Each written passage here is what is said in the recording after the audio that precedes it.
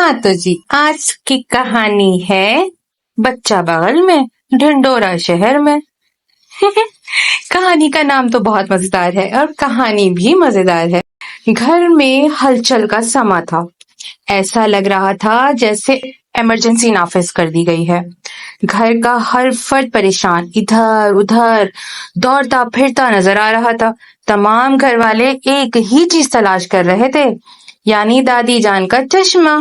جب سے دادی جان کو بھولنے کی بیماری ہوئی تھی، آئے دن وہ اپنی کوئی نہ کوئی چیز کہیں نہ کہیں رکھ کر بھول جاتی تھی اور شامت آ جاتی تھی گھر پر، کیونکہ جب تک وہ چیز نہ مل جائے دادی جان نہ خود سکون سے رہتی تھیں اور نہ کسی کو چین سے بیٹھنے دیتی تھیں۔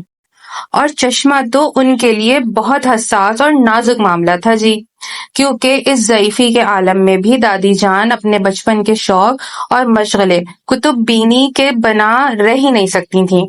نزدیک کی نظر کمزور ہونے کی وجہ سے دادی جان پڑھنے کے لیے چشمہ لگاتی تھیں۔ صبح سویرے تلاوت کلام پاک اور قرآن کے بعد صبح ناشتے کے ساتھ تازہ اخبار پڑھنا دادی جان کا روزانہ کا معمول تھا۔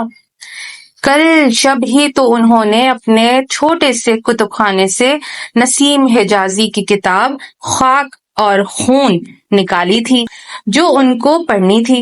آج صبح قرآن پاک پڑھنے کے لیے دادی جان نے جب اپنا چشمہ میز پہ سے اٹھانا چاہا تو لو بھائی، چشمہ تو اپنی جگہ موجود نہ تھا۔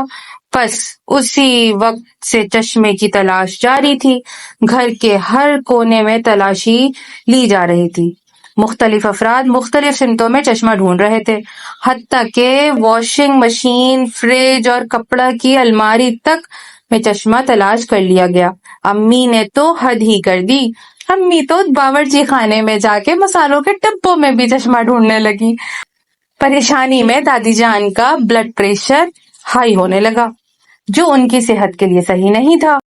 امی نے جلدی سے دادی کو بلڈ پریشر کی دوا دی، ان کو آرام کرنے کو کہا، لیکن تلاوت قرآن پاک کے بغیر دادی جان کو بے چینی ہو رہی تھی۔ جو صورتیں ان کو زبانی یاد تھیں وہ پڑھتی گئیں، اور پھر آج تو قرآن پاک بھی ختم ہونے والا تھا۔ دادی جان مہینے میں 2 بار قرآن پاک ختم کرتی ہیں۔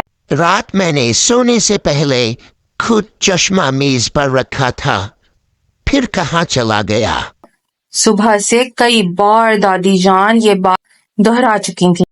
دادی جان کا چشمہ نہ ملنا تھا، نہ ملا۔ بالآخر گھر والے تھک ہار کر بیٹھ گئے، کیونکہ سب مایوس ہو چکے تھے، لیکن دادی جان کو کسی پل قرار نہیں آ رہا تھا۔ بے چینی میں ٹہل رہی تھی۔ ان کو یوں بے سکون دیکھ کر سب لوگ دوبارہ دادی جان کا چشمہ تلاش کرنے لگے۔ دادی جان نے اعلان کر دیا، اگر چشمہ نہ ملا تو وہ آج ہی آنکھوں کے ڈاکٹر کے پاس جا کر آنکھیں ٹیسٹ کروا کر اپنا چشمہ بننے کو دیں گی۔ ابا میاں نے تسلی دی اور کہا کہ سکون سے بیٹھ جائیں، انشاءاللہ مل جائے گا۔ گھبراہٹ میں دادی جان چہل قدمی کرتی جا رہی تھیں اور اداس بھی تھیں اور پریشان بھی تھیں۔ دادی جان کی عادت تھی پان کھانے کی، وہ آج بھول گئیں۔ صبح سے دادی جان کو پریشان میں پان کھانے کو خیال ہی نہیں رہا۔ چارج کی نماز پڑھ کے انہوں نے پان کھانے کی نیت سے پاندان کھولا تو سامنے ہی پاندان کے ٹرے میں دادی جان کا چشمہ رکھا ہوا تھا۔ ارے یہ تو یہی رکھا ہوا ہے پاندان میں۔ دادی جان نے پیشانی پہ ہاتھ رکھتے ہوئے کہا، میں نے تو ریس میں رکھا تھا، یہاں کیسے آ گیا؟